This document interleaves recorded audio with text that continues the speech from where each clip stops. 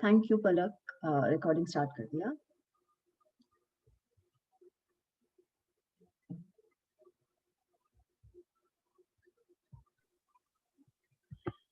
अच्छा, मुझे स्मरण हुआ कि हम प्रार्थना बोलते तो हैं, बट कदाचित प्रार्थना का अर्थ मैंने एक्सप्लेन नहीं करा है। तो किसी के आपको काफियों को पता होगा, बट शायद जिनको नहीं पता है तो उनके लिए मैं एक बार बता देती हूँ। तो हम जो प्रार्थना करते हैं वो हम कहते हैं ओम सहना ववतु। कई बार लोग उसे सहना भवतु कह देते हैं, तो वो सहना भवतु नहीं है, इट इज ओम सह नव नौ अवतु। तो वो जब संधि हो जाता है तो वो हो जाता है ओम सह ना ववतु। सह नौ अवतु, इसका अर्थ क्या हुआ? सह मतलब साथ में, नौ मतलब हम दोनों। हम दोनों मतलब कौन? जो वक्ता है और जो श्रोता है। तो हमारे में जो भी जब भी बोलता है और जो भी सुनता है, वो वक्ता और श्रोता के रूप में हमारा इंटरेक्शन होता है। तो जो वक्ता और श्रोता है, या जो शिष्य और गुरु है, वो प्रार्थना कर रहे हैं कि हम लोग साथ में अवतु का अर्थ है टू मूव और टू बी प्रोटेक्टेड। तो हमारी साथ में रक्षा हो, हम साथ में बढ़ते चले जाए।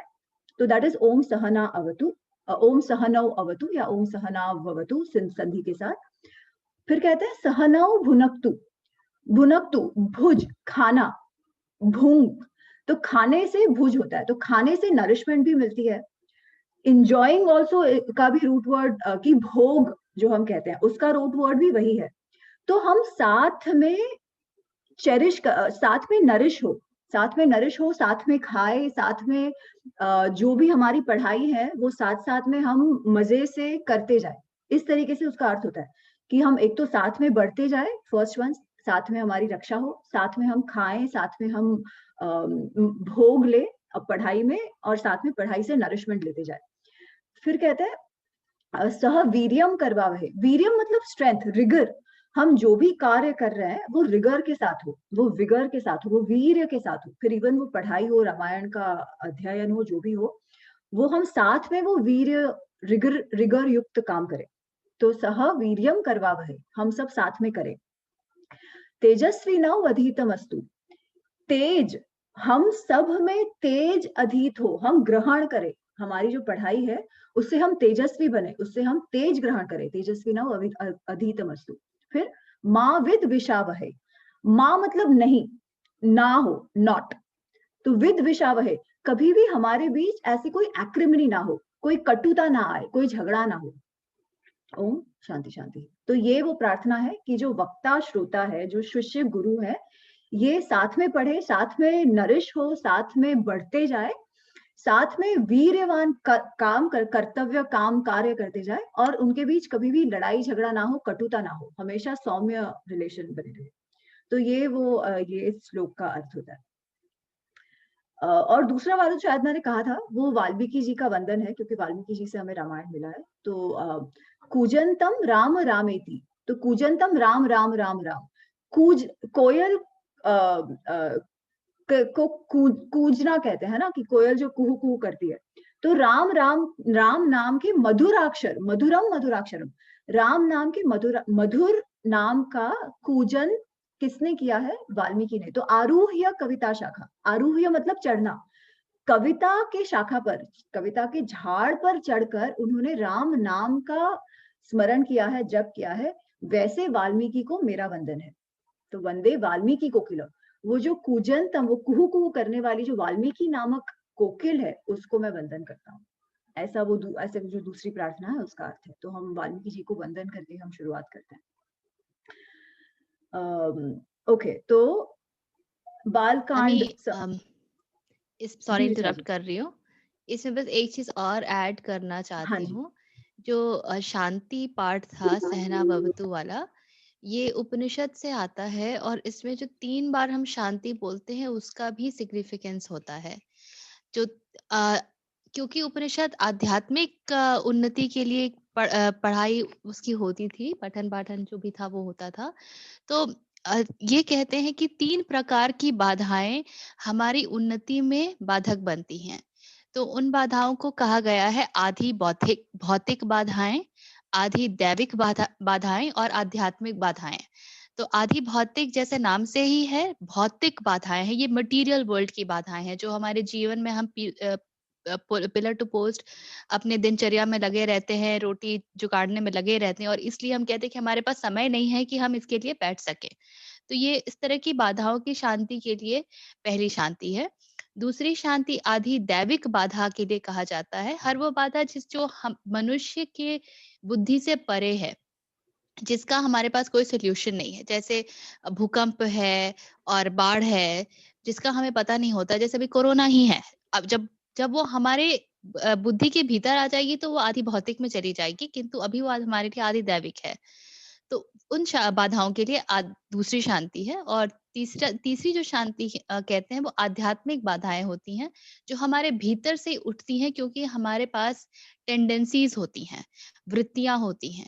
ये वृत्तियां जो है, अब जैसे आलस्य है, वो हमको आगे जाने ही नहीं देती हैं, और फिर हम फंसे रह जाते हैं। तो इन 3 बाधाओं की शांति के लिए 3 बार शांति बोलते हैं। जी, बहुत-बहुत थैंक यू। धन्यवाद ऋचा जी, एकदम परफेक्ट, एकदम परफेक्ट। ओके, तो हमने बालकांड पूर्ण किया। बालकांड में हमने देखा कि राम जी के जन्म से के पहले से जो जिस तरीके से वाल्मीकि जी को इंस्पिरेशन मिलती है, प्रेरणा मिलती है रामायण लिखने की, वो हमने देखा। हमने ये देखा कि रामायण कंपोज करने के पश्चात उनको ये था कि कौन बोलेगा, तो लव-कुश जो उनके शिष्य होते हैं, वो उनके पास आते हैं और उनको लगता है हाँ, इन्हीं को कहनी चाहिए। फिर लव-कुश ये गायन करने लगते हैं और राम जी उनको देखते हैं जब वो एक यज्ञ कर रहे होते हैं तब, और वो उनकी सभा में आके रामायण का गायन करते हैं। रामायण हमने देखा कि इक्ष्वाकु वंश, जो हमने पिछली बार पूरा वंशावली देखा था, उसका इतिहास का वर्णन है। और राम जी के जन्म से लेके, तो जो जन्म के लिए जो पुत्र कामेष्ठी यज्ञ किया गया, उसके बाद यज्ञ हुआ, वो हमने देखा। अयोध्या कैसा था वो हमने देखा। दशरथ जी के मिनिस्टर्स कैसे थे, उनका राज्य कैसा था, अयोध्या के लोग कैसे थे, ये सब हमने तब देखा। फिर राम जी का जन्म होता है, विश्वामित्र जी आते हैं और वो उनको ले जाते हैं लंबी सी यात्रा पर, जहाँ पर बहुत सारे राक्षसों का विनाश होता है, बहुत सारे अस्त्र शस्त्र और ज्ञान मिलता है राम जी को, राम जी और लक्ष्मण जी को। फिर वो जाते हैं मिथिला, जहाँ पर सीता जी से उनका विवाह होता है। वो आते हैं और वो दोनों की प्रेम कैसा प्रणयमय उनका जीवन है, वो हमने देखा। अच्छा, अब अयोध्या कांड की शुरुआत होती है और एक जो युवराज होते हैं, जो प्रिंसेस होते हैं, उनकी पढ़ाई किस तरीके से होती है, तो उसका डिटेल्स तो हमें रामायण में नहीं मिलता, ठीक है? पर अगर आप अर्थशास्त्र देखो, जो कौटिल्य का अर्थशास्त्र है, तो उसमें तो उन्होंने एकदम ढंग से, एकदम डिटेल में लिखा है कि एक युवराज जो होता है, जो आगे जाके एडमिनिस्ट्रेशन अपने हाथ, जो एडमिनिस्ट्रेशन के लिए ग्रूम हो रहा हो, उसकी पढ़ाई में क्या-क्या होता है, वो उन्होंने अर्थशास्त्र में बहुत ही डिटेल में बताया हुआ है। उसमें वो लोग जो economics, finance, defence, of course ये सब तो पढ़ते ही हैं, और ये सारा मैं आपके साथ एक जो ब्लॉग लिंक मैंने अर्थशास्त्र के बेसिस पे लिखा है वो मैं शेयर करती हूँ, जो डिटेल में उनके एजुकेशन ऑफ अ प्रिंस, उसके वो हेडिंग है उसका। तो क्या-क्या होता है, अस्त्र शस्त्र, फिजिकल एजुकेशन, और बहुत कुछ प्रैक्टिकल होता है। So they are involved in a lot of activities जो राज्य की चल रही होती है, वो लोग प्रत्यक्ष रूप से उसे देखते भी हैं। साथ में फिलॉसफी भी पढ़ते हैं, दर्शन शास्त्र भी पढ़ते हैं, साथ में वेद उपनिषद का भी वो का भी अध्ययन उन्होंने किया होता है। तो ये सब, और उनका ग्रूमिंग ही इस तरीके से होता है कि आगे जाके उनको एडमिनिस्ट्रेशन करना है, जस्टिस डिलीवर करना है, सही से राज्य का कारभार संभालना है, तो उस तरीके का एजुकेशन उनको मिलता है। तो ये जो 4 प्रिंसेस हैं, दशरथ के जो पुत्र हैं, राम, लक्ष्मण, भरत और शत्रुघ्न, उनको भी ये सब मिला हुआ है। इसका डिटेल हमें नहीं दिया जाता, बट वी कैन गेस कि ये सब उनको दिया है। और अयोध्या कांड की जो शुरुआत होती है, उसमें राम जी के और गुण बताए गए। जैसे शुरुआत में जब जब वाल्मीकि जी पूछते हैं नारद जी से कि ऐसा कौन है जिसमें ये सारे गुण है, who is the you know most able of them all, आज कंटेम्पररी टाइम्स में ऐसा कौन है कि जो सबसे अच्छा है या सबसे ऐसे वीर्यवान है, वगैरह वगैरह, वो हमने देखा। और नारद जी उनकी बहुत सारे डिस्क्रिप्शन देते हैं, फिजिकल डिस्क्रिप्शन देते हैं, स्वभाव के डिस्क्रिप्शन देते हैं, ये सब हमने देखा था।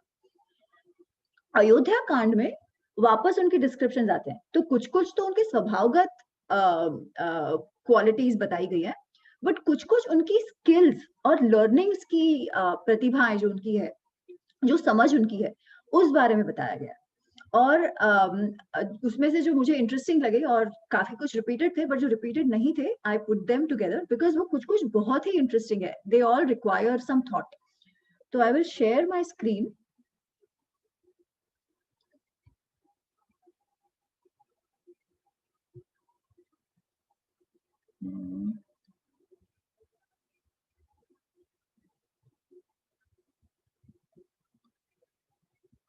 Second.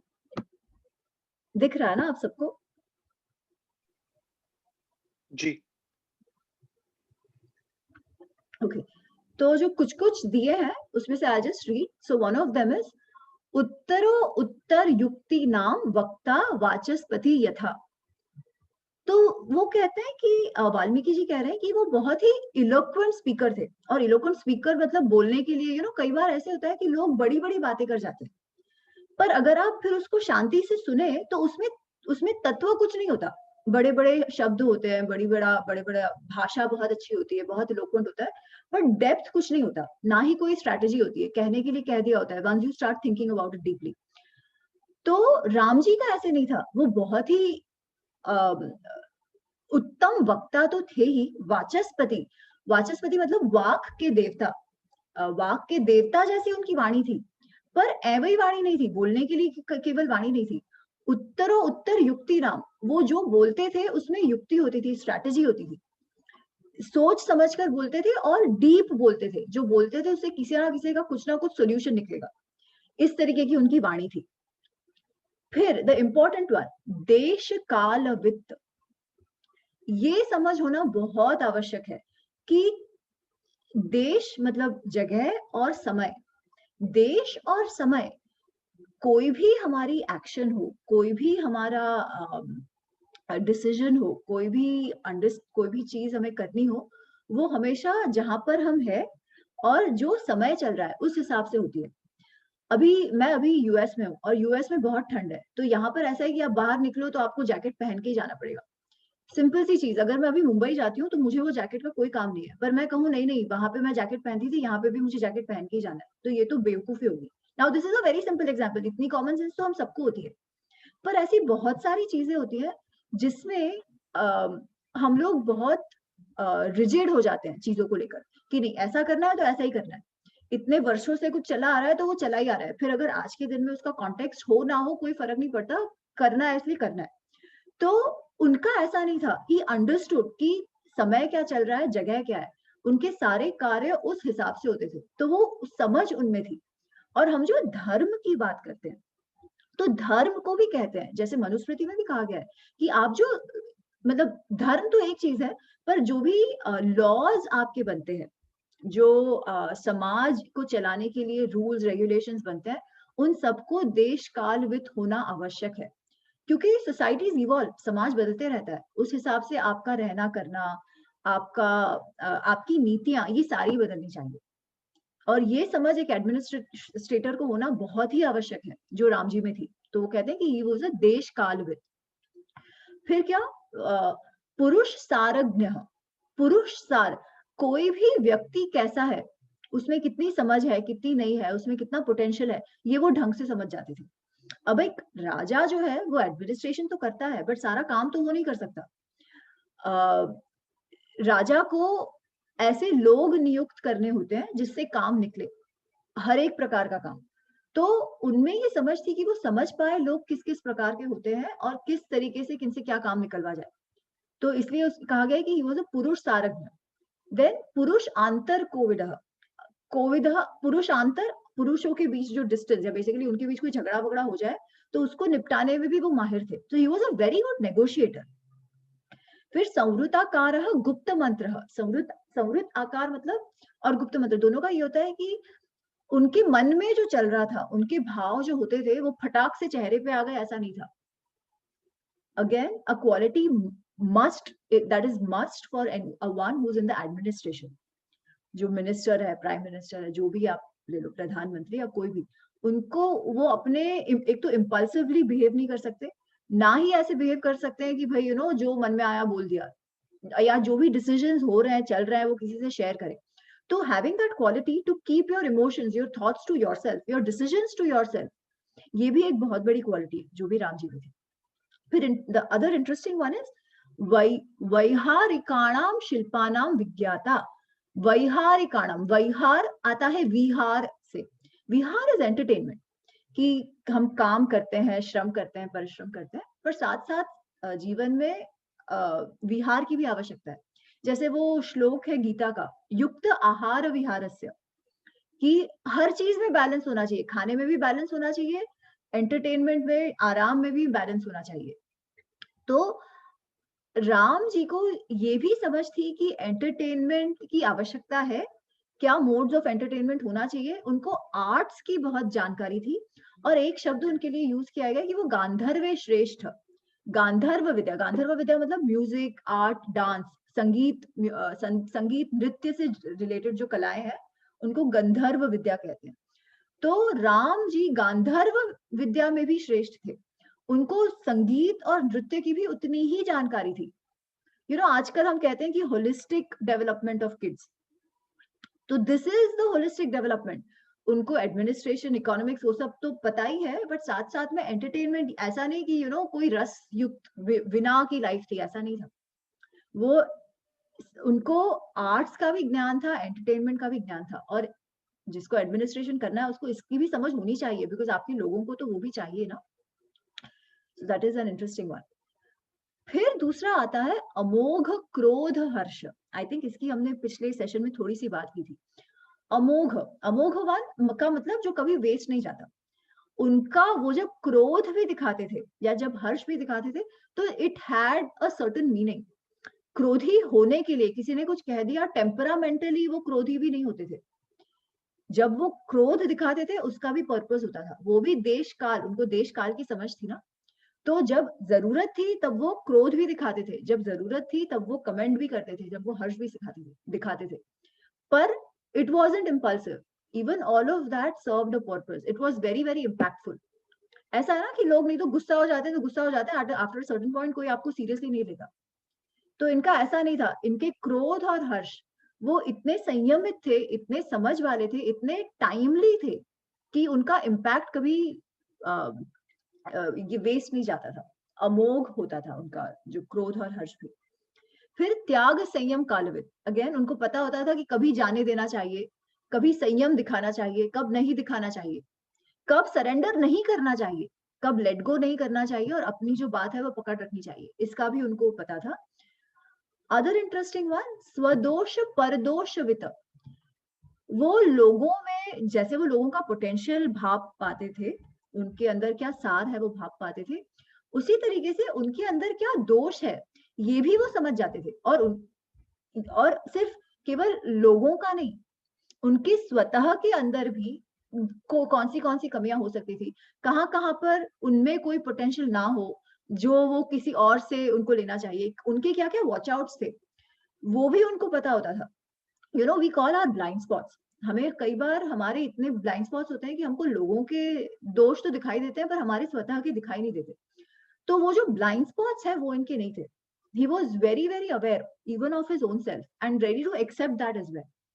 So this is also a very important quality for everybody, especially an administrator. The next one is pragraha pragraha anugraha yoho artha nyaya vichakshanah. Pragraha anugraha, pragraha is to punish and anugraha is to unpe compassion दिखाना, उनका कुछ अच्छा करना। तो किसको punish करना है, किसको दंड देना है, किसका दंड नहीं देना है, ये भी उनको बहुत ही अच्छे से समझ थी कि किसको प्रोटेक्ट करना है, किसको दंड देना है। इसकी समझ भी उनको बहुत अच्छे से थी, और न्याय युक्त। ऐसे नहीं कि मुझे कोई अच्छा लगा तो मैंने उसको दंड नहीं दिया, और कोई मुझे अच्छा नहीं लगता है तो छोटे से मिस्टेक, छोटे से दोष के लिए भी मैं उसे दंड दे दूं, ऐसा नहीं था। वो भी न्याय संगत था जो भी वो करते, जो उनका दंड देने का और दंड नहीं देने का जो पैरामीटर्स थे और जो समझ थी। एंड लास्टली आय कर्मण आय कर्मणि उपायज्ञ संदुष्ट व्यय कर्मितः। तो आय आय कर्म उपाय आय कर्म उपाय मतलब modes to generate income.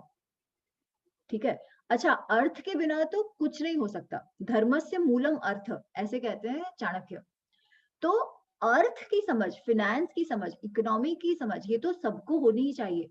And not just administrator, हमको घर पे भी होनी चाहिए कि हम कितना कमा रहे हैं, हमारा कितना एक्सपेंडिचर है। जो हम कमा रहे हैं, क्या हमारा एक्सपेंडिचर उससे संगत है? क्या आर दे अलाइंड? क्या क्या जितना मुझे एक्सपेंडिचर करना है, क्या do I have the right means to generate that kind of incomes, so that मेरा जो परिवार है, मेरा कुटुंब है, मेरा राज्य है, वो सही से प्रॉस्परसली जी सके। ये समझ, जो ये इकोनॉमिक्स की जो समझ थी, जो फिनेंस की समझ थी, जो मैथ्स की समझ थी, ये भी उनको बहुत अच्छी थी कि कहाँ व्यय करना है और कहाँ से आय आय का अर्थोपार्जन कहाँ से होगा, इसकी भी उनको बहुत अच्छी समझ थी। सो या तो ये जो अभी बात हो रही है, तो वाल्मीकि जी हमें कह रहे हैं कि जब वो प्रिंस थे, जब युवराज थे, तभी भी उनमें ऐसे कौन से गुण थे which made him a good administrator. ठीक है, सत्य बोलना ये सब तो था ही, जो वर्च्यूज उनमें थे वो तो थे ही, वो बहुत ही अप्रोचेबल थे, ये सब तो वो थे ही थे।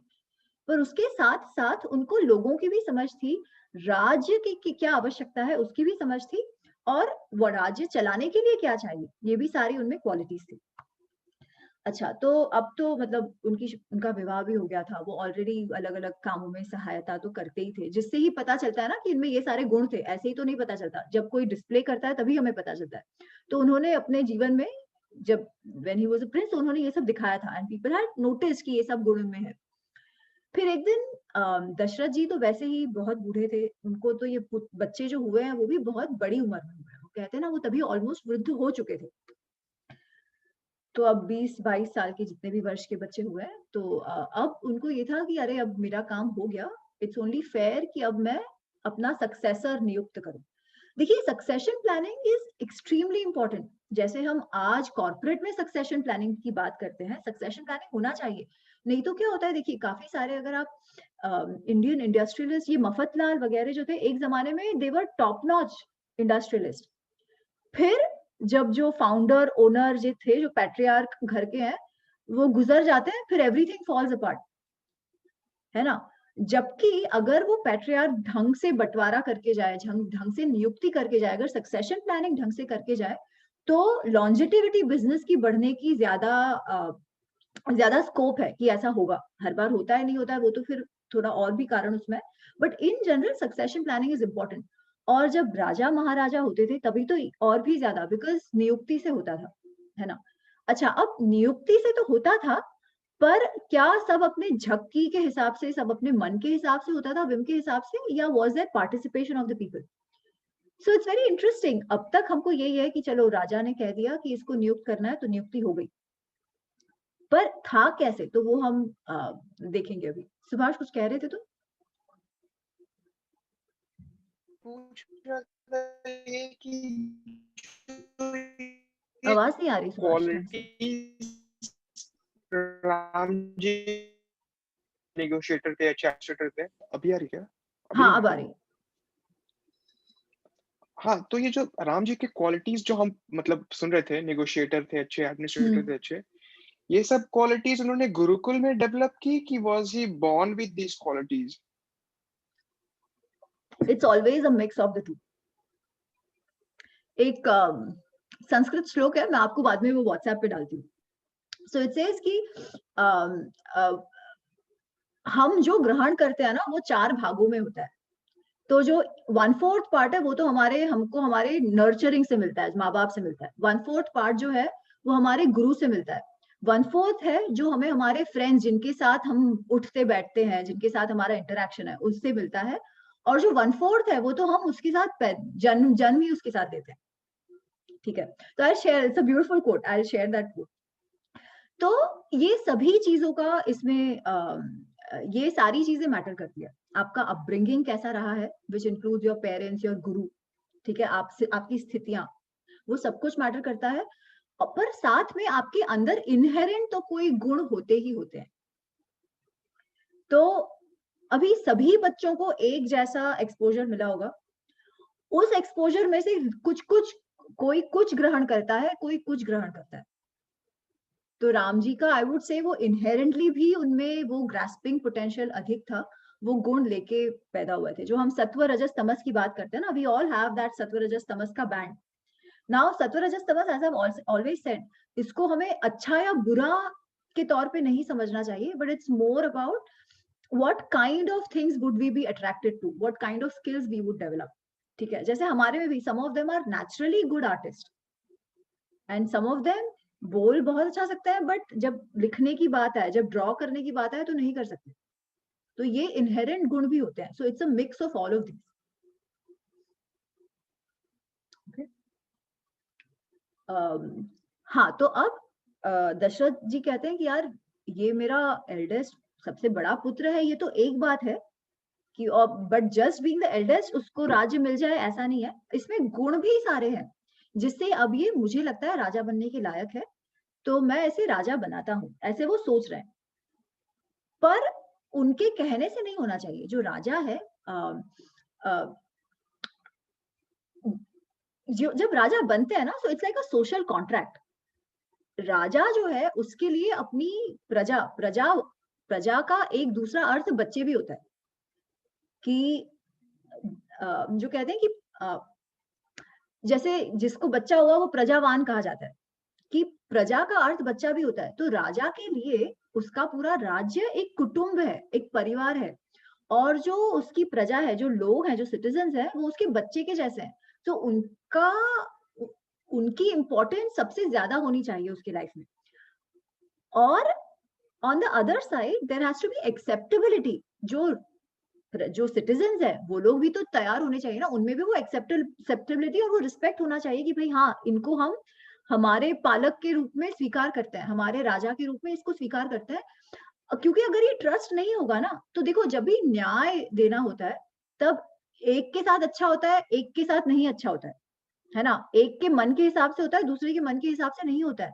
तो ये ट्रस्ट कैसे करे हमारे में? वो ट्रस्ट कैसे जनरेट करे? तो ये ट्रस्ट के लिए एक राजा has to be acceptable to the society, और इसीलिए रैंडमली ये डिसीजन भी नहीं लिया जा सकता। तो दशरथ क्या करते हैं? दशरथ असेंबली बुलाते हैं। वो असेंबली बुलाते हैं और वो कहते हैं कि देखो अब मैं बहुत बूढ़ा हो चला हूँ और मुझे अब मेरा सक्सेसर नियुक्त करना है। मैं युवराज पद पर अब ऑफिशियली फॉर्मली युवराज पद की ऑफिशियली घोषणा करना चाहता हूँ, जिससे फिर मैं ये कार्यभार से मुक्त हो जाऊँ और जैसे मेरे पूर्वज वानप्रस्थ जिन्होंने ले लिया था, उस तरीके से अब कार्यभार अपने नए राजा को को सौंपकर देन आई कैन मैं अपनी सारा काम खत्म कर सकता हूँ। और मेरे हिसाब से राम इसके लिए उपयुक्त है। और जो मैंने ये सारी आपको क्वालिटीज दिखाई ना, ये सारा का रिपीटेशन फिर दशरथ करते हैं कि वो ऐसे हैं, वो ऐसे हैं, फलाना ठिकाना वगैरह वगैरह, ये सब मुझे लगता है। तो ये सब he makes a case for Ram. Basically आप देखो, अगर आप कोई भी कॉर्पोरेट में हो, तो कभी भी प्रमोशन मीटिंग्स अगर आपको पता हो, ठीक है, तो प्रमोशन मीटिंग्स कैसे होती है कि सपोज क्योंकि बहुत सारे लोग होते हैं, है ना, कि बहुत सारे लोग हैं at any point in time promotion के लिए, तो किसका प्रमोशन हो और किसका ना हो। तो उसके लिए क्या होता है कि सारे जो सुपरवाइजर्स होते हैं किसी भी बिजनेस के, वो एकत्रित होते हैं और अपने अपने रिपोर्टीज की, कि जो उनको रिपोर्ट कर रहे हैं, वो उनका केस बनाते हैं कि ये जो है, ये जो मेरा बंदा है, मेरे टीम वाला है, उसमें ये उसके प्रोज है, ये उसके कॉन्स है, और मुझे लगता है इस कारण इसको प्रमोशन मिलना चाहिए। फिर ये सारे केसेस जब होते हैं, तब देन दे डिसाइड कि हाँ चलो इसको देते हैं, इसको नहीं देते हैं, इसको बाद में दे सकते हैं, व्हाटएवर, इसकी ये लर्निंग अपॉर्चुनिटी भी है वगैरह वगैरह। तो उसी तरीके से राजा दशरथ राम का केस प्रेजेंट करते हैं कि उसमें ये सारे गुण है, ये मुझे लगता है। अब आप सोच विचार करके मुझे बताइए कि आपको क्या लगता है, क्या ये डिसीजन सही है या ये डिसीजन नहीं है। और ये पूरी चर्चा विचारणा होती है, ठीक है। और इसके लिए भी मैं आपको श्लोक दिखाना चाहती हूँ। तो I will share screen again.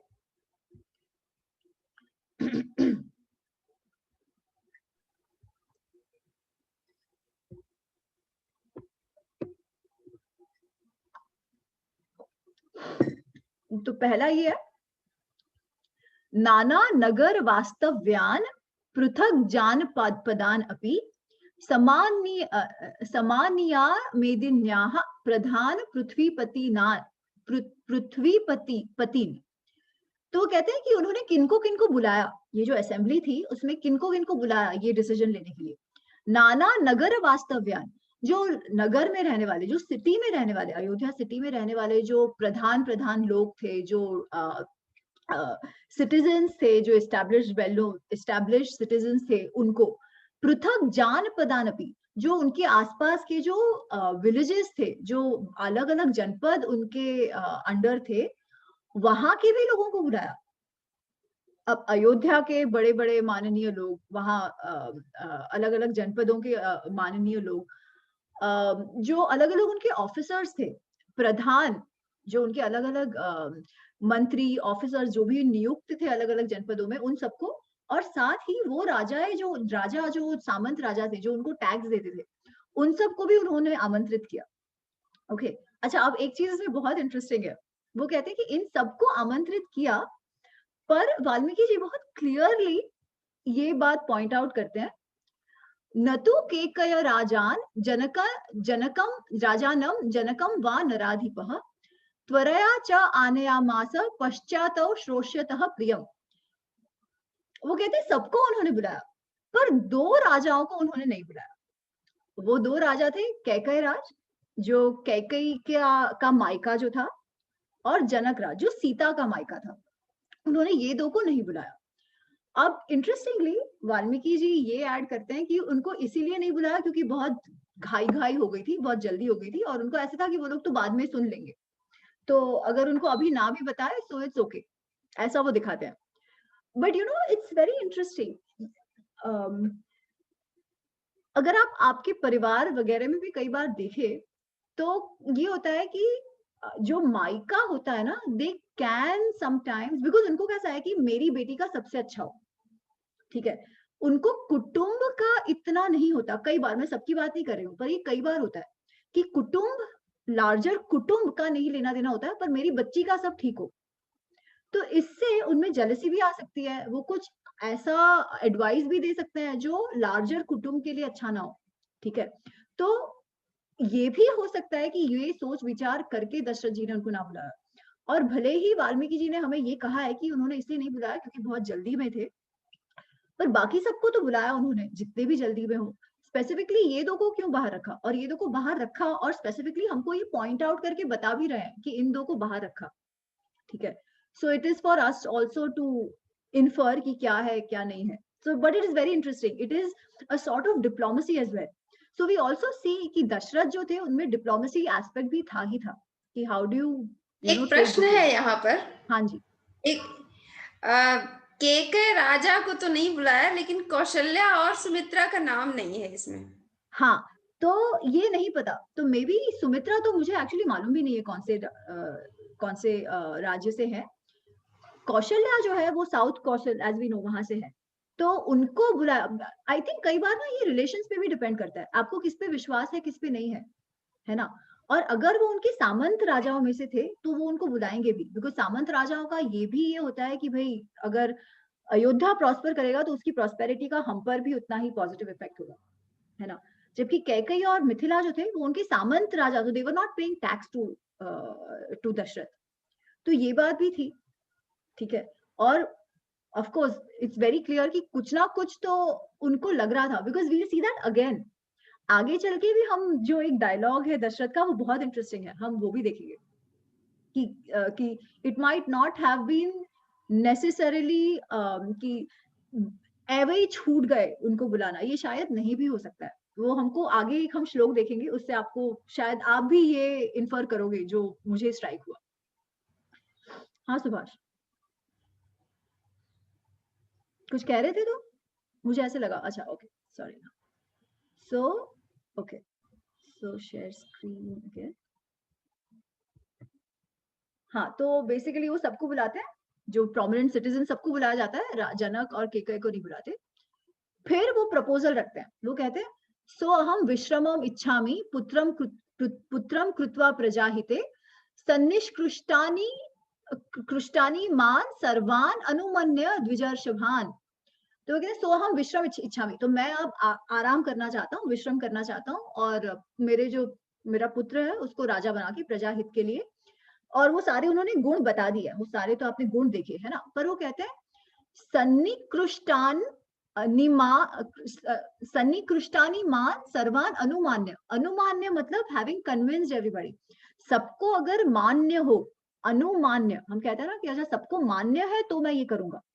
तो सन्निकृष्टानि, यहाँ इस असेंबली में जो भी मौजूद है, सन्निकृष्टानि मान, यहाँ आए हुए जो सब लोग हैं, इन सबको अगर अनुमान्य है, इन सबको अगर कन्विंसिंग हो तो मैं ये कार्य करना चाहता हूँ। फिर वो कहते हैं अनुजातो ही माम सर्वगुणैः ज्येष्ठो ममात्मजः पुरंदर समो वीर्य राम पर पुरंजयः। तो उन्होंने, जैसे मैंने कहा कि पूरा उन्होंने लिस्ट बताया हुआ इसके बाद, बट जस्ट इन शॉर्ट मैंने एक श्लोक दिया कि अनुजातो ही माँ सर्वगुण ही, कि मेरा ज्येष्ठ पुत्र जो है मम आत्मज मतलब मेरा पुत्र, आत्मज मतलब आत्मा से जो उत्पन्न हुआ है, तो मेरा पुत्र मुझसे जो उत्पन्न हुआ है वो मेरा पुत्र वैसे तो ज्येष्ठ है ही, पर वो सब गुणों में भी ज्येष्ठ है। तो ज्येष्ठ होने से कुछ नहीं होता, गुणों में ज्येष्ठ है। पुरंदर समो, इंद्र जैसा उसका वीर्य है, उसका जो तेज है, उसकी जो शक्ति है, उसका जो सामर्थ्य और पराक्रम है वो इंद्र जैसा है। और पर पुरंजय की, और बाकी सब राजाओं पर अधिपत्य स्थापित करना वो जानता है। तो ये तो वो कहते हैं कि पर अगर आपको अनुमान्य हो तभी ये होगा।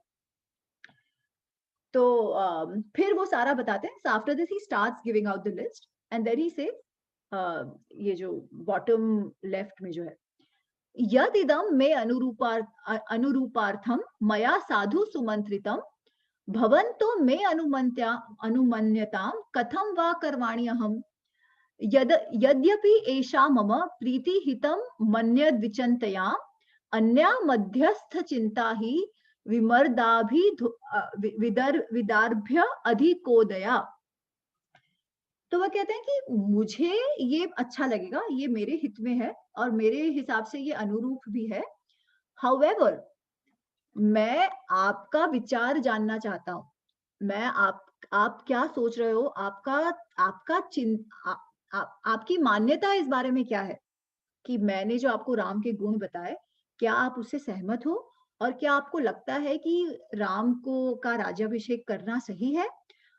और interestingly the last line in red, वो कहते हैं अन्य मध्यस्थित चिंता ही विमदार्भ्याधिको दया, कि अन्य मध्यस्थ चिंता, आपको और कोई अल्टरनेटिव लग रहा हो कि राम नहीं और किसी और को बनाया जाए, या कुछ टाइम बाद राम को बनाया जाए, या और थोड़ा टाइम उसे स्टडी किया जाए, उसके बाद उसको बनाया जाए, तो थ्रू डेलिब्रेशंस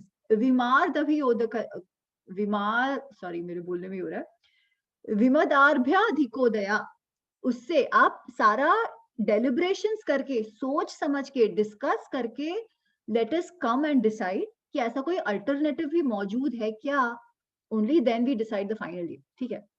अच्छा, अब ये जब प्रपोजल रखा जाता है तो लोग तो बहुत खुश होते हैं, तो दे लाइक नहीं नहीं राम तो बहुत अच्छे हैं, एंड दे से कि नहीं नहीं हम आपके मंतव्य से सहमत है, हम राम को का राज्याभिषेक चाहते हैं, ऐसा वो कहते हैं। तो सबने एक साथ बोल दिया, तुरंत ही ये उत्तर उन्होंने दे दिया। तो इनकी बात सुनकर दशरथ वापस कहते हैं कि नहीं नहीं ऐसे नहीं, आपने मुझे कह दिया ऐसे नहीं। So then what does he say? He says श्रुत्वा एव वचन जन्मे राघवं पतिम इच्छतः राजान संशयो अयम मे किमिदम ब्रूत तत्वतः।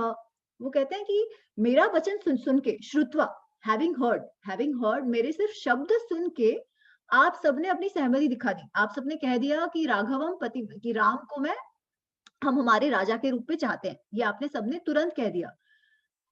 पर मुझे अब संशय हो रहा है, संशयो अयम, मुझे ये संशय हो रहा है कि मैंने कहा इसे कहने के लिए मुझे हाँ कर दी, या कोई तत्व भी है, या तत्वतः, या कोई सच्ची में आप ये मानते हो, या कहने के लिए कह दिया, मुझे इस बात में संशय है। फिर वो कहते हैं कथम न मयि धर्मेण पृथ्वीं अनुशासति भवन्तौ द्रष्टुम इच्छन्ति युवराज मम आत्मजा। तो वो कहते हैं कि आपने तो फटाक से हाँ बोल दिया, मुझे संशय है कि आप सही कह रहे हो या गलत कह रहे हो, आपके मन में यही भाव है कि नहीं, ये मैं समझ नहीं पा रहा हूँ, क्योंकि मैंने तो इतने टाइम अच्छे से आपका शासन किया है, ठीक है, धर्म संयुक्त शासन मैंने आपका किया है, फिर आप क्यों चाहते हो कि राम राजा बने? मतलब आप ऐसा क्यों, राम में ऐसा क्या है कि आप चाहते हो कि वो राजा बन जाए? Now you see this is very interesting. वो एक बार सबने हाँ कह दिया, चलो वॉइस वोट, हाँ राम चाहिए राजा, सबने हाँ बोल दिया, खत्म, ऐसे नहीं। वो कह रहे नहीं नहीं, दिस इज नॉट राइट।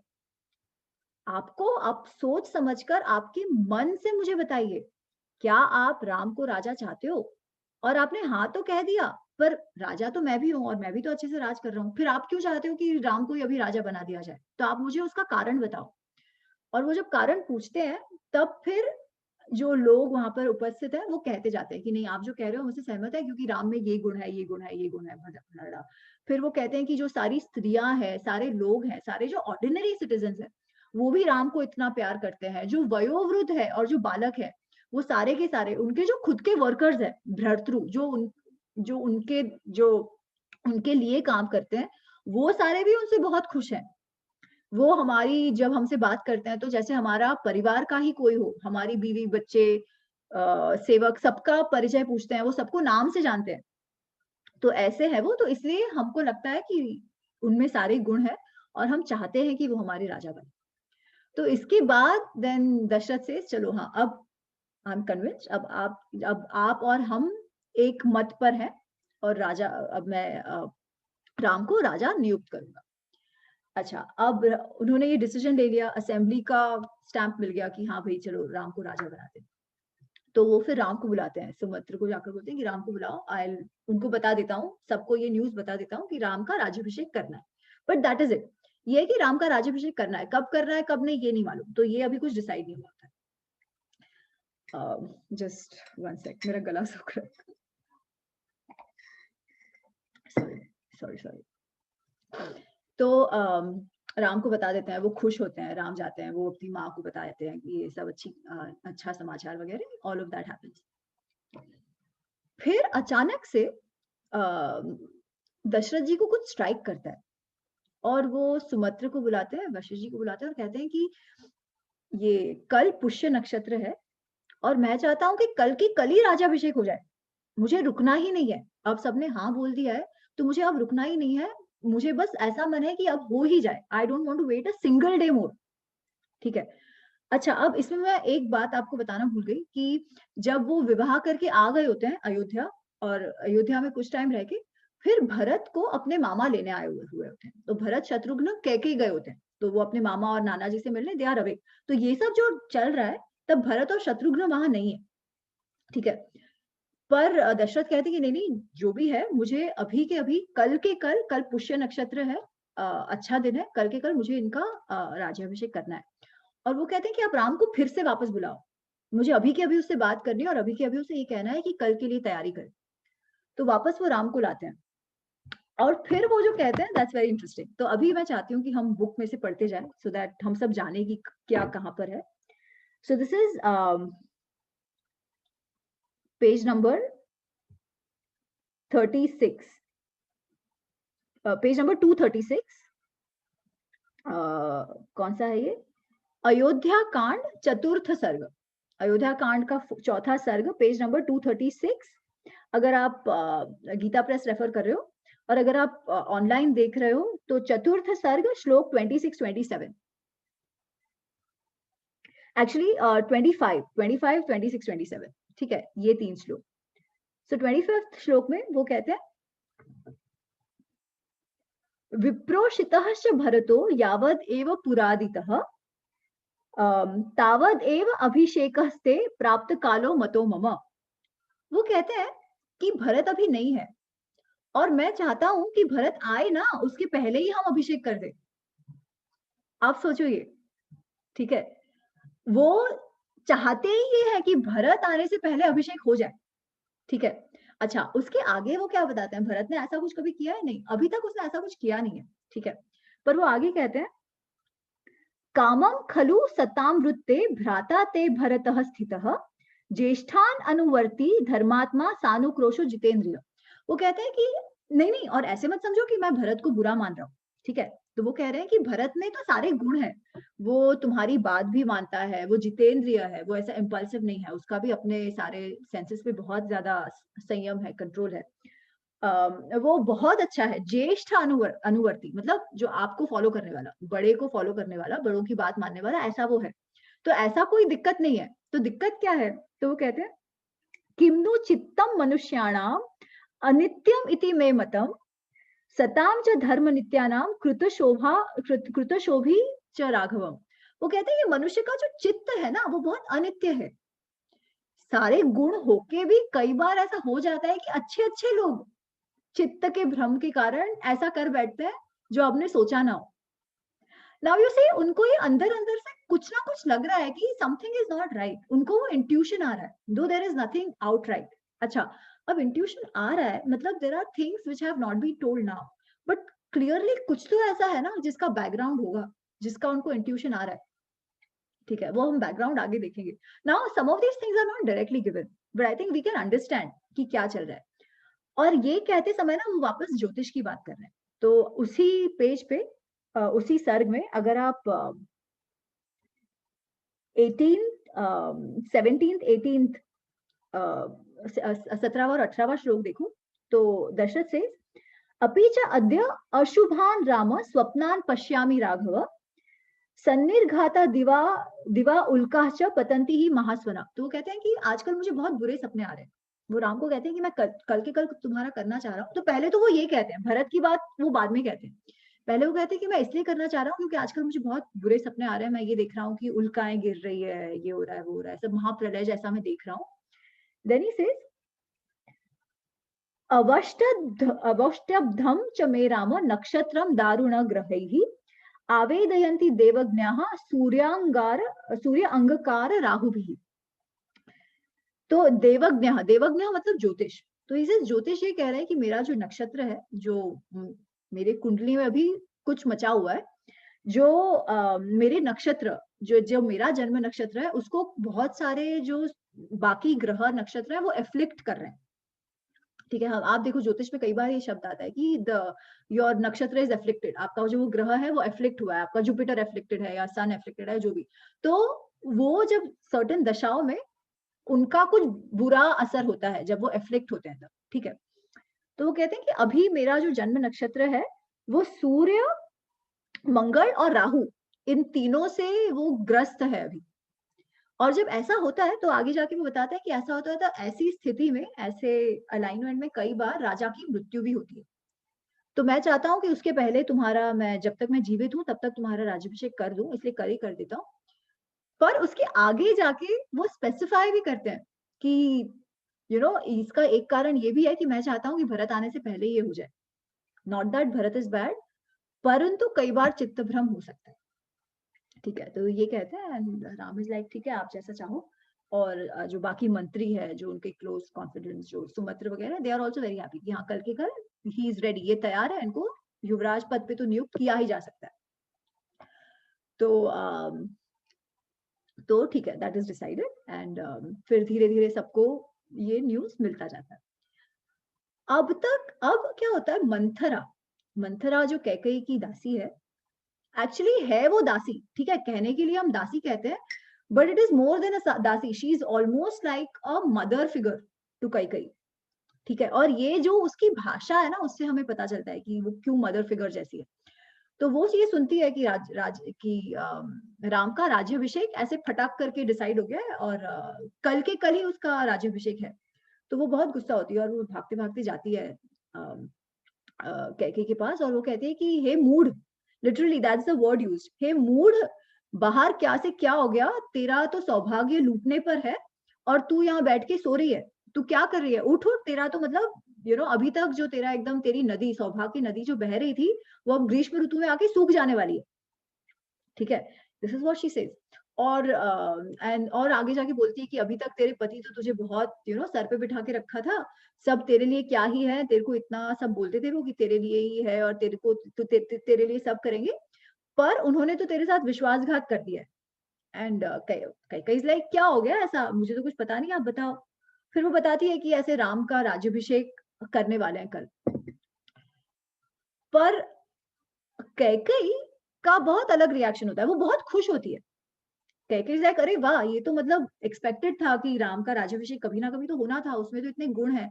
वो तो कौशल्या से भी ज़्यादा मुझे मानता है, भरत का भी बहुत ध्यान रखता है, तो ये तो बहुत अच्छी बात है। मैं तो बहुत खुश हूँ कि राम का राज्याभिषेक होगा, ये तो अच्छी बात है। तो तू इतनी उदास-उदास क्यों है? तो मंथरा फिर वही बोलती है कि तू एकदम बालिष्ठ है, तुझे कुछ अक्ल नहीं है, तुझे यही समझ नहीं आ रहा है कि तेरा अच्छा क्या है, बुरा क्या है। तू ये देख कि तेरी जो सौतन है, ठीक है, तेरी सौतन का बेटा राजा बन जाएगा, तो वो सौतन की तो कितनी बड़ी कॉलर हो जाएगी, ठीक है? इसकी इतनी बड़ी कॉलर हो जाएगी और अभी तक राम जो तेरी परिचर्या करता है, जो तेरी सेवा करता है, एक बार राजा बन गया, फिर तुझे क्यों भाव देगा? और इसमें प्रॉब्लम सिर्फ तुझे है क्योंकि वैसे तो 4 भाई है ना, तो राम के सिवाय और 3 भाई।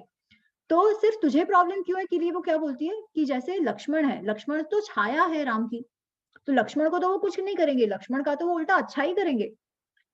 क्योंकि लक्ष्मण तो कभी उनका अतिक्रमण, उनको व्यतिक्रमण, he will not digress transgress Ram तो जैसा कहते हैं वैसे ही लक्ष्मण करने वाले हैं, तो उससे तो कुछ नहीं होगा। राम का जो चैलेंजर है वो तो सिर्फ भरत है। तो राम तो ये पूरा प्रयत्न करेंगे कि भरत तो नष्ट ही हो जाए, ठीक है? अच्छा, ये सब वो कह रही है, but the tip for Kaikeyi कि उसे जब लगता है कि हाँ भाई ये बात एकदम सही है, वो कहाँ से आती है? वो I want to bring that श्लोक।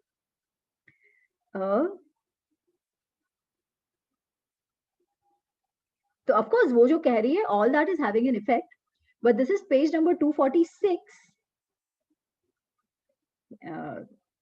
8th सर्ग, 8वां सर्ग, पेज नंबर 246, श्लोक number 37. Okay, so Manthara says,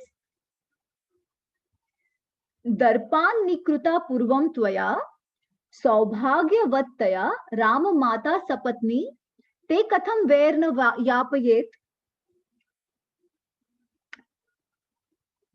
यदा च ओके चलो वो नहीं, only this one. So she says कि अब तक तुमने क्या किया है? तुमने दर्प में आकर, अपने घमंड में आकर, क्योंकि कैकेयी बहुत ही दशरथ की बहुत ही प्यारी रानी थी.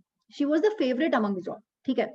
और वो कितने हद तक होगा ना, वो हम धीरे-धीरे आगे देखते जाएंगे कि ये जो पूरा किस तरीके से हुआ. बिकॉज आगे जाके कौशल्या भी जब को ये न्यूज मिलती है कि राम को वनवास मिलने वाला है, तो कौशल्या भी यही कहती है कि मुझे अभी तक तो मैं जो सारा इंसल्ट्स और अपमान जो मुझे कैकेयी मेरा करती थी, वो मैं पचा गई थी. मुझे ऐसे था कि मेरे बेटे में सारे गुण हैं, तो मेरा बेटा जब राज्य ये करेगा तब फिर मुझे उसके अपमान की कोई चिंता नहीं करनी पड़ेगी. इसीलिए मैंने कैकेयी का भी अपमान और मैंने राजा का भी अपमान सहन किया है, बिकॉज राजा ने तो हमें कभी कुछ गिना ही नहीं, वो तो कैकेयी के ही लिए थे. And we will see those श्लोकास when we come to it. तो कैकेयी भी तो कौशल्या भी ये कहती है, बट यहाँ पे मंथरा कैकेयी को याद दिलाती है. वो क्या याद दिलाती है? दर्पात निराकृता, दर्प में भरकर, अपने घमंड में भरकर, निराकृता, तुमने केवल डिस्काउंट कर दिया था. किसको डिस्काउंट कर दिया था?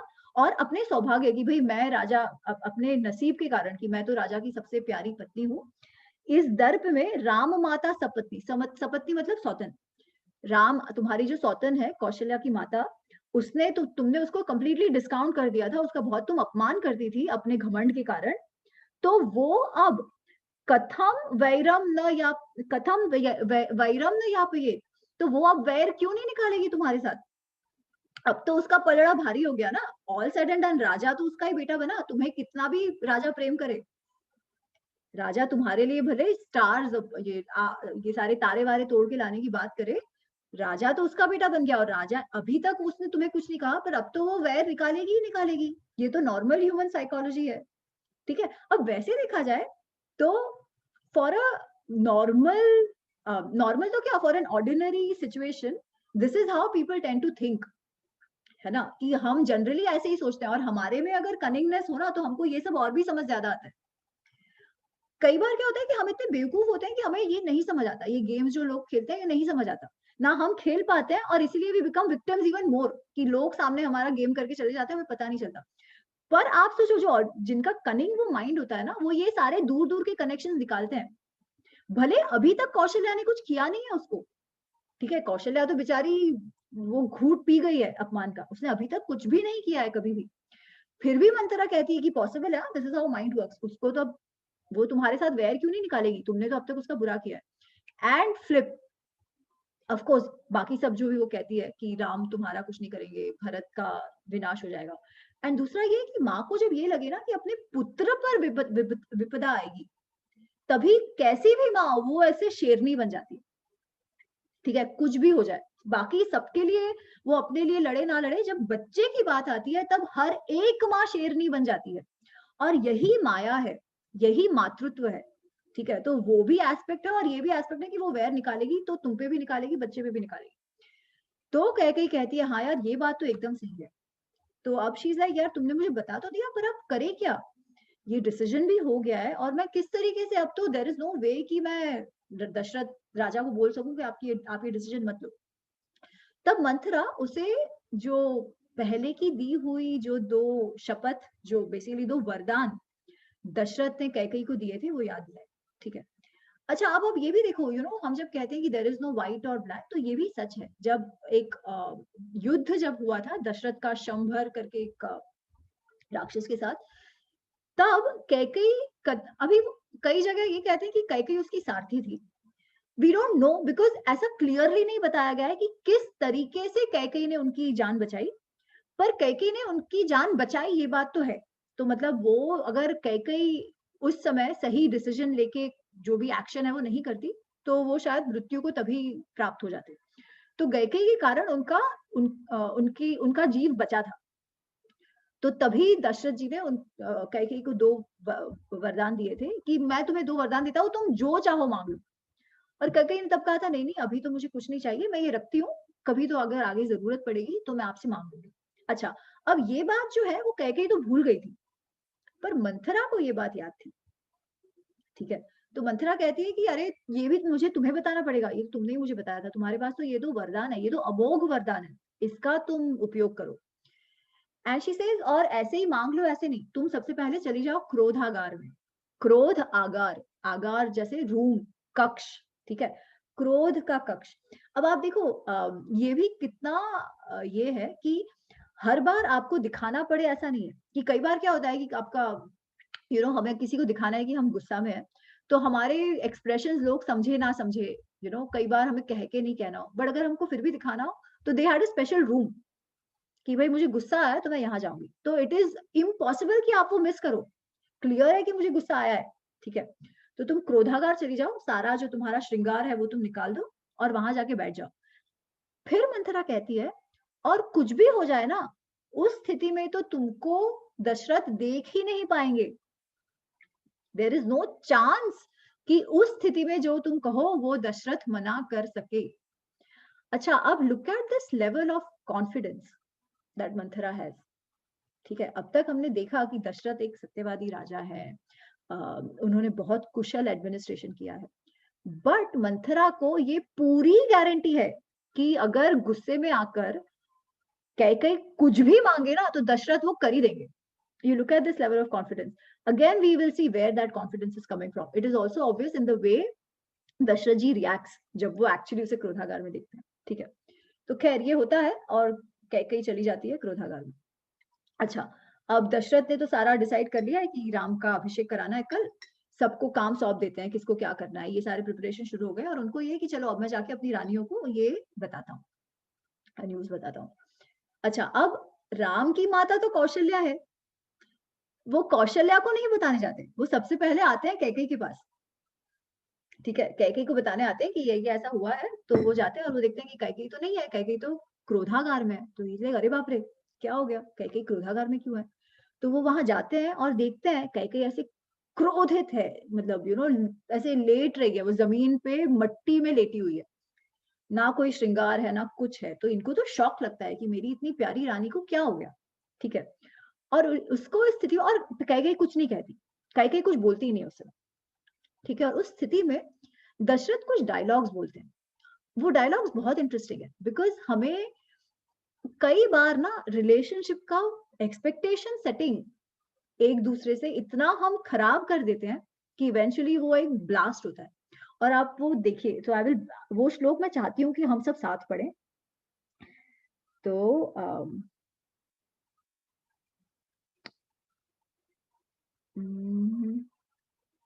254 पेज नंबर 254, दिस इज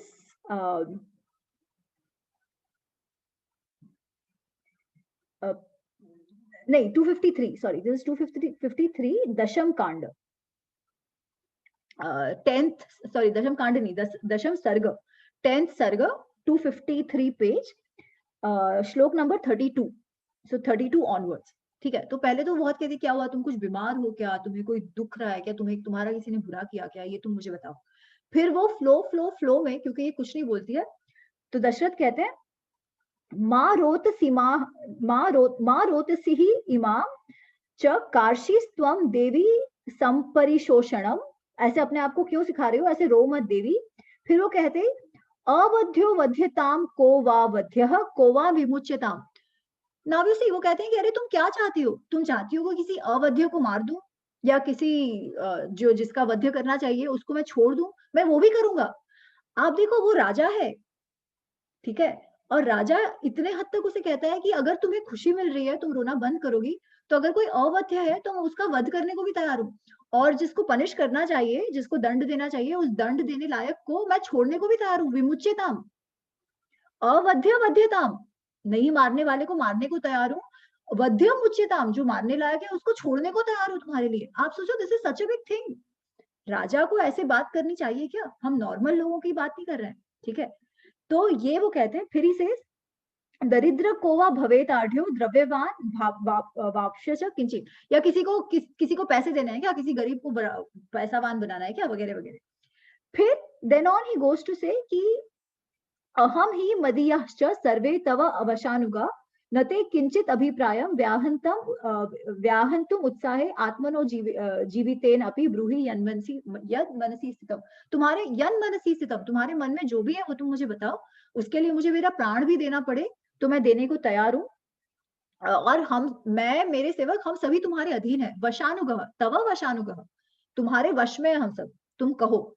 फिर वो कहते हैं कि ये जो पूरी पृथ्वी है, सिंधु सौवीर द्रविड़ देश, अच्छा दिस इज ऑल्सो इंटरेस्टिंग, वो पूरे भारत का ये कर रहे हैं, सिंध से लेके द्रविड़ तक, सिंध से लेके साउथ, नॉर्थ से लेके साउथ तक का वो कह रहे हैं कि ये सारे मेरे अधीन है, तुम चाहो तो उनमें से तुमको जो चाहो मैं दे दूं, तुम केवल बोलो। ठीक है, कि द्रविड़ के ये सारे मेरे अंतर्गत है, you just tell me and I will do it for you.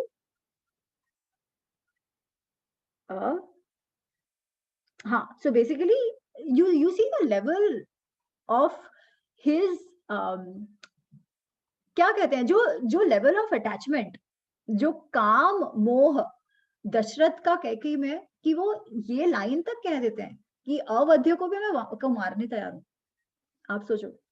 ठीक है, तो वो करने तैयार है, तो फिर राम को भेजने में क्या हर्ज है, आप तो इतनी बड़ी बात कह रहे हो।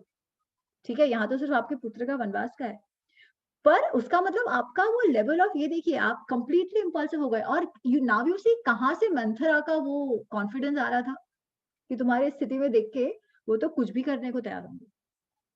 ठीक है, उन्होंने तुम्हारे लिए, of course she doesn't say it, पर जो हम कौशल्या के डायलॉग से और उसके पहले के दर्पात निराकृता वाले डायलॉग से ये भी हमें पता चल रहा है कि कैकेयी के लिए उन्होंने उनकी जो दूसरी पत्नियां थी उनके साथ शायद क्या कहते हैं, he is been unfair to them, उनके साथ शायद न्याय भी उन्होंने नहीं किया। और बिकॉज उन्होंने पहले भी ऐसी बातें कही होंगी, तो मंथरा को ये कॉन्फिडेंस था कि तुम कुछ भी कर लो, तुम्हारी कही बात वो करेंगे। ठीक है, फिर ऑफ कोर्स जब वो इतनी सारी बातें कहते हैं तो कि भाई तुम कुछ भी कर लो। अच्छा, I take 5 more minutes, I think we can stop after that, I just finish here. तो फिर कहती कि ठीक है, आपने अब ये इतनी सारी प्रतिज्ञाएं की है, तब मैं आपको बताऊंगी। पर नहीं, सो शी सेज मैं आपको एक ही शर्त पे बताऊंगी, मेरा किसी ने कुछ बुरा नहीं किया है, ना ही मेरे पे कुछ विपदा आ गई है, ना ही मैं ऐसा कुछ चाहती हूँ कि आप किसी को धन दे दो या किसी को अवध कर दो, ये कुछ मैं नहीं चाहती। पर मैं आपको तभी बताऊंगी जब आप मुझे ये शपथ दो कि मैं जो कह रही हूँ वो आप करोगे ही करोगे। ठीक है, if you are willing to do that, only then I will tell you. And this is on page number 254, एकादशः सर्ग, 11th सर्ग, थर्ड श्लोक। प्रतिज्ञां प्रतिजानिष्व यदि त्वं कर्तुम् इच्छसि अथ ते व्यवहारिष्यामि यथा अभिप्रार्थितं मया। आप अगर डेफिनेटली इसे पूरा करोगे ना तो ही मैं आपको बताऊंगी, ठीक है? फिर आप मैं कह दूं और आप सटक जाओ, ऐसे नहीं। एंड देन शी सेज, तो वो कहते हैं, दशरथ कहते हैं, अरे तुम जो बोलो, वो तो इतना बड़ा चीजें करने को तैयार है। फिर वो कहते हैं, भरतस्य अभिषेचनम रामस्य अरण्यम गमनम, राम का वन में जाना और भरत का अभिषेक, ये मैं चाहती हूँ, ठीक है? अच्छा, अब ये भी मांगो, वो केवल भरत का अभिषेक मांग सकती थी कि राम का नहीं, मैं चाहती हूँ भरत का अभिषेक, ठीक है? तो मंथरा की ये एडवाइस थी। मंथरा कहती है कि तुम केवल भरत का अभिषेक मत मांगना, तुम राम का वन गमन मांगना। और इसका क्या कारण? तो मंथरा समझाती है कि क्योंकि जब 14 वर्ष राम चले जाएंगे तो राम को तो अभी बहुत प्रेम करती है, यहाँ की जो जनता है वो राम को बेहद प्यार करती है, बहुत प्रेम करती है उनसे। तो अगर ये बात उनको पता चली कि राम की जगह भरत का की नियुक्ति हो रही है और राम यहाँ के यहाँ रहेंगे, तो राम को देख देख के लोग शायद रेबल कर जाए, है ना? तो लोगों में वो रेबेलियन ना हो, लोग राम को देखे ही ना, out of site is out of mind. तो वो 14 वर्ष में भरत अपना ये स्थापित कर लेगा, वो लोगों को मनवा लेगा, अपना इकोसिस्टम बिल्डिंग तैयार कर लेगा। अभी तक इकोसिस्टम भरत के साथ नहीं है, अभी तक इकोसिस्टम राम के साथ है। तो राम को एक बार आप निकाल दो, out of sight out of mind कर दो, तो इकोसिस्टम भरत के साथ हो जाए, फिर राम आ जाए कुछ नहीं बिगाड़ सकेगा, क्योंकि सारा पावर, मिलिट्री पावर, सब कुछ भरत के हाथ में होगा। इसीलिए रामस्य अरण्यम गमनम भी आवश्यक था, एंड नॉट जस्ट भरतस्य अभिषेचनम, ठीक है? तो ये होता है। And of course Dasharatha is shocked, Dasharatha is shocked beyond measure. तब वो कहते हैं कि अरे तुमने ये क्या कर दिया? तब ये जो सारा प्यार व्यार जो भी था ना, वो फटाक से चला जाता है, और वो उसे कुलटा बोलते हैं, कुलघातिनी बोलते हैं, कितना कितना ही उसे वो बोलते हैं। वो कहते हैं मैं तुम्हारे पैर तक पड़ने को तैयार हूँ, तुम कुछ भी मांग लो, सिर्फ राम को ये मत करो, बिकॉज तुमसे ज्यादा मुझे एक ही जन प्रिय है, तुम मुझे बहुत प्रिय हो, तुमसे ज्यादा मुझे एक ही जन प्रिय है, वो है राम, वो मेरे प्राण है, और तुम मेरे प्राण को का हनन कर रही हो, ये कहकर। बट कैकेयी इज लाइक, धर्म अधर्म मैं कुछ नहीं जानती, अच्छा बुरा मुझे कुछ नहीं मालूम, आपने मुझे ये प्रतिज्ञा की, आपको ये करना पड़ेगा। And to add to it, Kaikeyi उनको सत्य का है क्या है इसका पूरा भाषण देती है कि जो आप इक्ष्वाकु वंश के जो आप राजा हो, आपको तो सत्य पे आरूढ़ रहना ही पड़ेगा, आपको तो अपनी प्रतिज्ञा पूर्ण करनी ही पड़ेगी। कि फिर वो अलग अलग राजाओं का एग्जाम्पल्स देती है कि राजा शिबी ने ये किया था, इस राजा ने वो किया था, इस राजा ने वो किया था, इतना बड़ा बड़ा त्याग किया था अपने सत्य के लिए, अपने प्रण के लिए। और आप नहीं करना चाहते, तो लोग तो आपको यही कहेंगे ना कि जिसने आपकी प्राण बचाए, उसका प्राण आपने ले लिया, उसकी बात आपने नहीं मानी, और उसको जो वरदान दिया था वो पूर्ण नहीं किया। तो मैं कुछ नहीं जानती, आपको ये पूरा करना ही होगा। फिर देन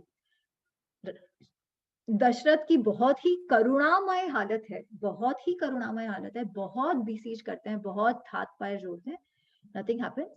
और इतने टाइम में सुबह हो गई है, तो सुबह हो गई है, वशिष्ठ जी आते हैं, सुमित्रा आते हैं, वो कहते हैं कि अरे क्या हुआ, राजा अब तक आए क्यों नहीं है? तो वो देखने जाते हैं कैकेयी के कक्ष में कि क्या हुआ। एंड कैकेयी कहती है ऐसा है, आप राम को बुला। तो वो भी दशरथ नहीं कहते, वो कैकेयी कहती है राम को बुला। एंड देन राम के उसके बाद क्या होता है, we'll see in the next session.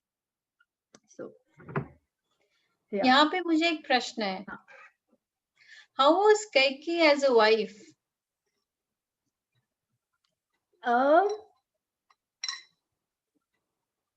I would say she was a very इतना अगर कोई आप में मोहित है, तो एक तो आप बहुत ही अट्रैक्टिव रहोगे, ठीक है? और दूसरा ये है कि एक राजा के लिए ना वाइफ कोई खाना बना दे, ये कर दे, वो कर दे, वैसा तो कोई काम ज्यादा होता नहीं है, वो सब तो दासियां ही करती है। तो इट्स मेनली आप राजा को कितना खुश रखते हो, आपकी बातों से, आपके गुणों से, all of that, right? Now आप कैकेयी का देखिए, डेफिनेटली वो बहुत ही ज्यादा सुंदर रही होगी, ठीक है? कि इतने राजा उसमें काम मोहित थे। वो क्या कहते हैं, वाच कुशल भी होगी, वाक कुशल भी वो होगी, उसे बात करने भी आता होगा, ठीक है? ये सारे गुण तो उसमें होंगे ही होंगे। उसके अलावा वो, आप देखो, वो उनके साथ ये वॉर में गई ना, युद्ध पर वो गई सारथी के रूप में या जो भी रूप में, I am guessing Sarathi is the best ये। तो उसको उसकी भी इतनी समझ थी, so she was very skilled as well, है ना? तो she must definitely have been one of those who is a very desired woman, जिसमें ये सारे गुण थे। बट उन्होंने सोचा नहीं, अगर मैं इतनी एक्सट्रीम चीज कुछ मांग लूं तो उसका असर मेरे पति के हेल्थ पे या हाँ, तो ये वही है ना, जब बच्चे की बात आती है तब नथिंग एल्स मैटर्स। पुत्र मोह। पुत्र मोह, एब्सोल्युटली, कि बेटे का जहां पर नुकसान हो रहा है वो पता चल जाए, फिर माँ कुछ नहीं देखती, दैट इज इट। मतलब आइडियली देखना चाहिए था, बट वो वही है ना कि वो बहुत भ्रमित हो गई। एंड जब आपको ये बताया जाए, आपको आपने जो बुरा किया है वो दिखाया जाए और कहा जाए देखो आपने तो ऐसे ही किया है अब तक, अब clearly you are putting yourself in a position vulnerable, आपका तो अब देखो क्या हालत होता है, क्योंकि आपने तो अब तक उनको बहुत परेशान किया है, अब तो आपको परेशान करेगी। तो ये जो साइकोलॉजिकल काम करता है ना आपका, ये गिल्ट कॉन्शियस भी है कहीं पर, कि she knows she has not been fair to the other queens, और ये उसको मंथरा याद करवा रही है। तो वो गिल्ट, इनसिक्योरिटी, मदरहुड, सब कुछ एक साथ आ गया। तो वो बहुत, उसके लिए भी ये कोई कोल्ड कैलकुलेटेड होकर उसने नहीं पूछा है। Manthara was cold calculated, Kaikeyi was more impulsive, कि वो उस क्षण में एकदम भ्रमित हो गई। यस, इसमें एंड ऑफ कोर्स उसमें ये दुर्गुण तो थे ही, उसमें बहुत घमंड था, और घमंड का कारण भी उसका पति था, है ना, जिसने इतना चढ़ाकर रखा था उसे। अरे अच्छी है, कुछ भी हुआ, यू आर स्टिल अ राजा, है ना। अगर तुम न्याय अपने प्रजा के साथ कर सकते हो, अपने सिटीजन्स के साथ कर सकते हो, तो वो न्याय कुटुंब पे भी तो अप्लाई होता है। अपने कुटुंब पे तुम अन्याय होने दे रहे हो अपनी और पत्नियों पर, तो ये भी तो सही नहीं है। न्याय सिर्फ बाहर वालों के लिए नहीं है, सबसे पहले न्याय तो घर से शुरू होता है। और ये बहुत बार होता है, बहुत सारे आप देखोगे ना कि जो समाज में बहुत अच्छा काम करते हैं, they tend to have a very screwed up family life. वो अपने घर वालों को या तो टेकन फॉर ग्रांटेड ही लेते हैं, उनका ना उनको कोई वैल्यू होता है ना कुछ, क्योंकि बाहर तो अनक्वेश्चनड वाहवाही मिल रही है ना, घर पे तो रिस्पॉन्सिबिलिटी भी है। तो ये भी कहीं पे होता है, but it's not so applicable here. But हाँ हाँ ऋचा जी।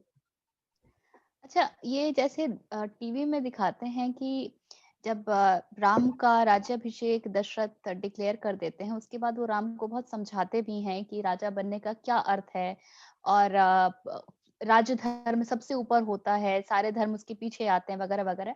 तो क्या ये है वाल्मीकि रामायण में? हाँ ये है, मैं आपको क्योंकि अगर बताती ये हूँ। है तो दशरथ जब कैकेयी के समक्ष ये कर रहे हैं, तो वो तो अपने राजधर्म से बिल्कुल पीछे हैं। एब्सोल्युटली, कहना आसान होता है ना। कहना आसान होता है, and he is been a good king अभी तक, अगर इतने वर्ष उन्होंने अच्छे से ये किया है तो he is been a good king.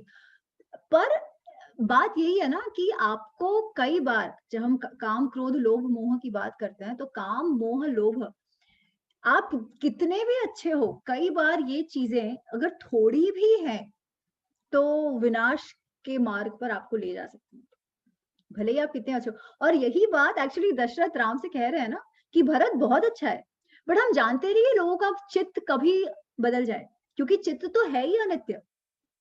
और इसीलिए तो योग, हम पतंजलि योग सूत्र का पहला ही है कि योगः चित्त वृत्ति निरोधः, क्योंकि चित्त की वृत्तियां जो है वही ये सारा लोभ मोह काम क्रोध को उत्पन्न करती है। तो उन वृत्तियों को ही खत्म करो, यही योग का उद्देश्य है। जी जी बालकृष्ण जी। I mean, do you have anything on Bharat actually in the Valmiki Ramayana on his character, his what are his qualities or anything? Not yet, but I think आगे होगा, जब वो लौटता है अपने मामा के घर से लौटता है, and then what he shows how he behaves, because उसका कैकेयी के साथ के जो डायलॉग्स वगैरह, आई थिंक उसमें it will be more clear उसकी पर्सनालिटी कैसी है। एंड ही इज एक्चुअली, जो उन्होंने कहा है ना कि ज्येष्ठानुवर्ती, बड़ों का मानता है, जितेंद्रिय, ये सब एक्चुअली वो है, वो जो एक श्लोक वी हैड रेड कि Bharata has all these qualities, I think he has shown that also. And also, actually, I mean, because I mean, even Dasharath believes that I mean, he can be a competitor.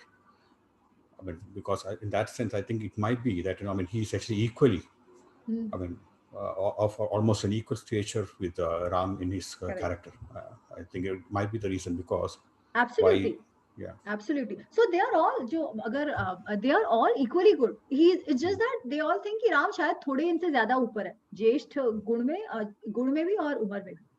But they are all good and capable. So there is no doubt about it. Because 14 वर्ष जब राम नहीं थे, तब तो भरत ने ही संभाला ना, और ढंग से संभाला अयोध्या को. ऐसा नहीं था कि Ayodhya went into chaos. So clearly he had those गुण as well. Definitely. तो और क्या कहना था मुझे? हाँ, I think So I mean, actually, I just need to, I mean, refer back to your, I mean, the previous question that you had on why Valmiki has talked about the dialogue, I mean, the conversation between Vishnu and the, so he could actually be setting the, what do you call it, for those people who are reading. I mean, actually, their setting on what's actually coming is based on what was maybe previously decided yeah. by Vishnu. I mean, or it's mean, if he hadn't gone to the, I mean, if he had not been sent to the jungle, I mean, none of that would have happened, you know, something like that. So there's actually something like a destiny playing its part too. Beautiful, exactly. And we will see this in a little more detail, I think, in the next session, when Ram explains why he is ready to go on Vanvas. Because Ram को भी उस समय ना, he is not,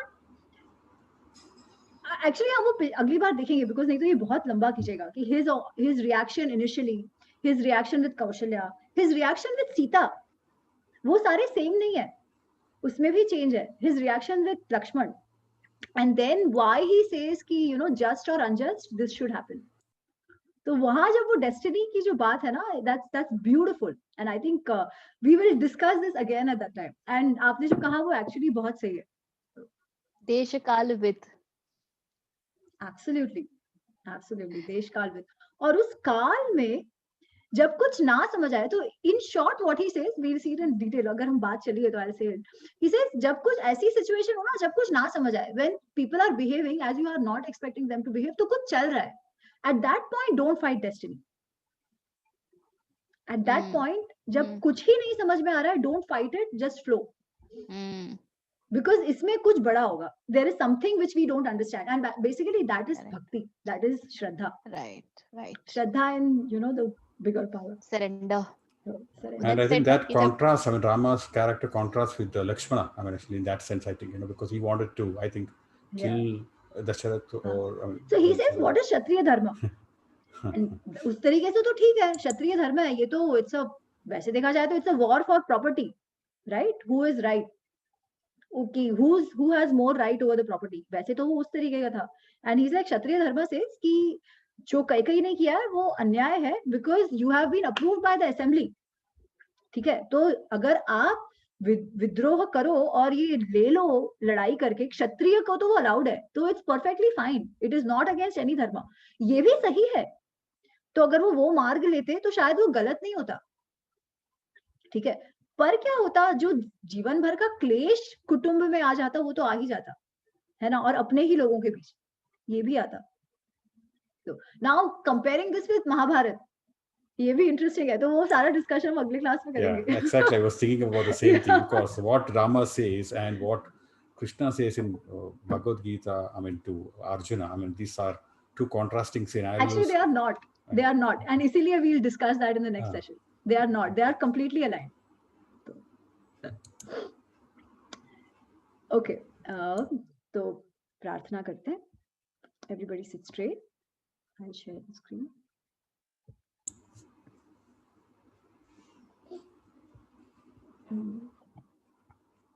अरे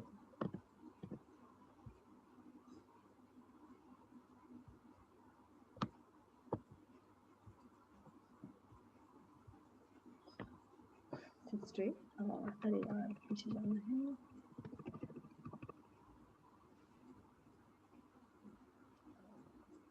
प्रार्थना. Deep inhale, exhale, and we start the prarthana. Om Sarvesham Swastir Bhavatu, Sarvesham Shantir Bhavatu, Sarvesham Purnam Bhavatu, Sarvesham Mangalam Bhavatu.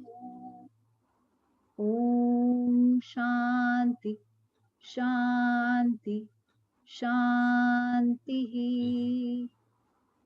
Hari Om. Rub your hands together, move your hands over your eyes, ears and cheeks, and slowly open your eyes.